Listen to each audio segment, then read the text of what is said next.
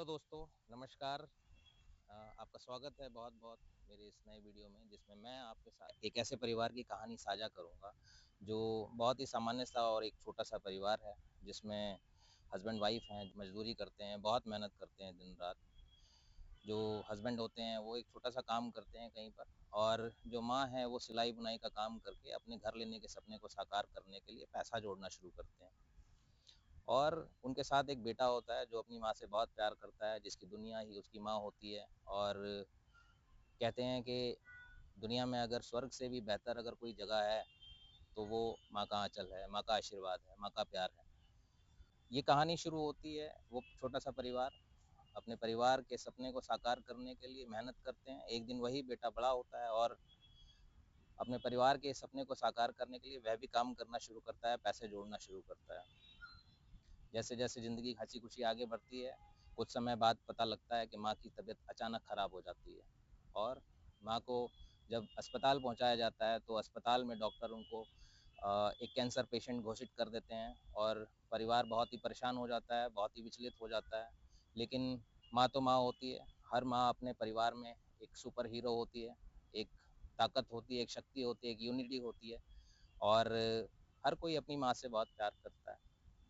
ऐसा देख परिवार ने हौसले नहीं छोड़े अपने, और जब डॉक्टरों ने उन्हें 3 लाख रुपए का खर्चा बता दिया तो परिवार ने समय ना बिताते हुए माँ के इलाज के लिए पैसा इकट्ठा करना शुरू करा। उनके पास जो भी सेविंग थी, जितना भी कुछ पैसा था, वो सब उन्होंने निकाल लिया। जो एफडीज थी वो तोड़वा दी, और जो कुछ भी उन्होंने 15 सालों में जोड़ा था तिनका तिनका करके, वो सब उन्होंने निकाल लिया और माँ का इलाज कराया।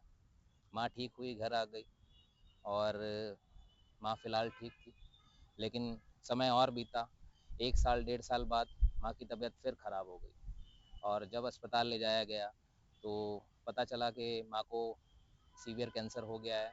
और ये कैंसर ऐसा था जिसमें ये कैंसर पूरी बॉडी में उनके फैल गया था।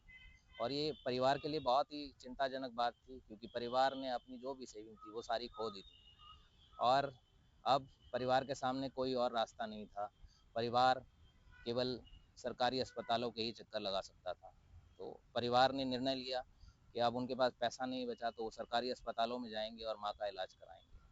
और वो लड़का जब अपनी माँ को इलाज कराने के लिए अस्पतालों में लेकर जाता है तो उसके सामने एक चुनौती और खड़ी हो जाती है।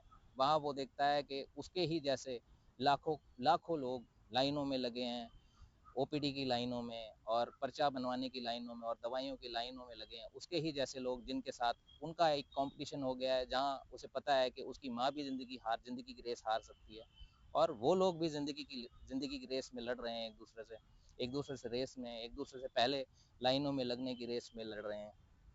तो ये एक बहुत ही चुनौतीपूर्ण सिचुएशन थी, एक बहुत ही भयानक सिचुएशन थी जो उस लड़के ने फेस करी। लेकिन उसने हिम्मत नहीं हारी, उसने अपनी माँ का साथ दिया, अपनी माँ के साथ रहा। उसने कई रात भूखे प्यासे अस्पतालों के फुटपाथ पर सोकर बिताए और अपनी माँ का ख्याल रखा। लेकिन जैसे जैसे समय बीत रहा था, वैसे वैसे माँ की सांसें कम हो रही थी, और परिवार का घर लेने का जो सपना था वह भी चकनाचूर होता नजर आ रहा था, वह भी टूट रहा था। एक दिन उसकी माँ उसको इस संसार से छोड़कर चली गई, जिस माँ को कभी उसने सपने में खो देने का भी नहीं सोचा था। आज उसकी माँ उसके साथ नहीं थी। अब परिवार अपना घर नहीं ले सकता था, क्योंकि उनके पास पैसा नहीं बचा था। उन्होंने कई लोगों से कर्जा भी लिया था, और उस लड़के ने अपनी नौकरी भी छोड़ दी थी ताकि अपनी माँ की देखभाल कर सके। तो उस सपने को साकार करने के लिए कई वर्ष और लग गए। अब वो लड़का अपना मकान, अपना घर ले चुका था, लेकिन उस मकान में एक कमी थी। उस मकान में कमी थी उसकी माँ की, जो कि वो कमी कोई पूरी नहीं कर सकता। तो दोस्तों, आप लोगों से आग्रह है कि यदि आप भी अपने परिवार से प्रेम करते हैं, प्यार करते हैं, तो इस वीडियो को अपना ज़्यादा से ज़्यादा प्यार दें, लाइक दें, ताकि हम लोगों तक पहुंच सकें और लोगों को समझा सकें कि आप अपने लिए किसी पॉलिसी का चुनाव कीजिए, और इसमें कोई नुकसान नहीं, इसमें फ़ायदा ही फ़ायदा है। और आने वाले समय में आपको और भी ऐसे इन्फॉर्मेटिव वीडियोस मैं आपको भेजता रहूँगा। धन्यवाद।